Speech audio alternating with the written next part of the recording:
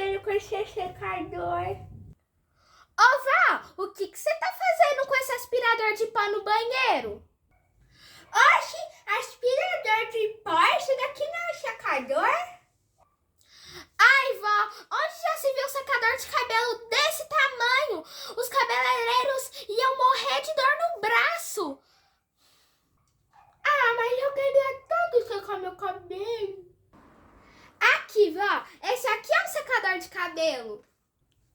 Obrigado, filha. Agora eu vou secar meu cabelo e vou ficar linda.